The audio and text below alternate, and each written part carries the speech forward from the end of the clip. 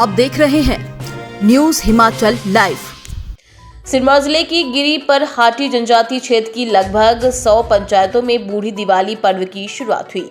यहां लोगों ने बुधवार की सुबह 3 से 4 बजे के बीच मशाल जुलूस के साथ बूढ़ी दिवाली पर्व की शुरुआत की।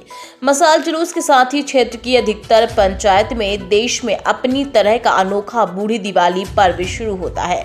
इस दौरान गांव पारंपरिक नाच गाने की धूम रहेगी और क्षेत्र के लोग पारंपरिक व्यंजनों का भी आनंद लेते हैं।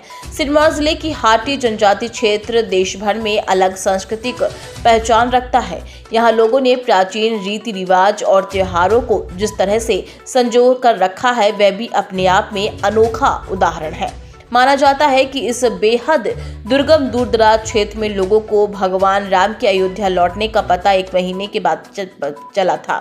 लिहाजा जब लोगों को पता चला तब उन्होंने दिवाली मनाई। वही कारण है कि बड़ी दिवाली के 1 महीने बाद मनाए जाने वाली हाटी जनजाति क्षेत्र की दीपावली को बूढ़ी दिवाली कहा जाता है।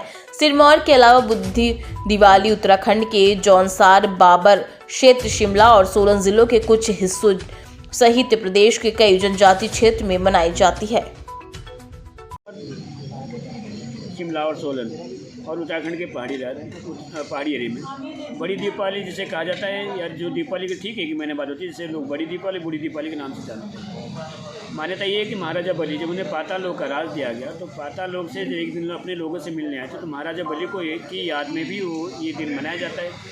दूसरा, इसमें मशाल जुलूस निकाले जाते हैं जो गाँव के एक छोर से दूसरे छोर तक निकाली जाएगी और जिसमें हर गाँव से भागीदारी सुनिश्चित की जाती है।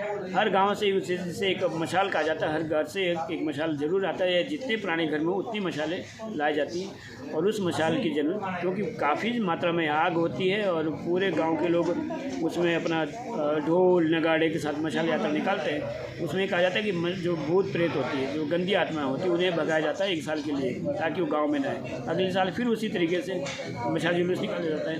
तो सभी पहाड़ी राज्य उत्तराखंड हो चाहे हिमाचल हो, दोनों राज्यों में बड़ी दीपावली मनाने वाले के लिए ढेर सारी शुभकामनाएं। बहुत बहुत धन्यवाद।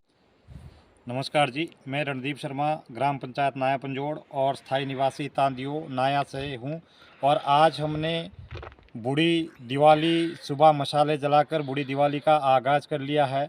और ये हमारी बूढ़ी दिवाली जो राम जी का जब वनवास से घर वापसी हुई थी तो उसके 1 महीने बाद मनाई जाती है। और ये हमारी बूढ़ी दिवाली गिरी पार के क्षेत्र में लगभग पूरे गिरी पार इलाके में मनाई जाती है।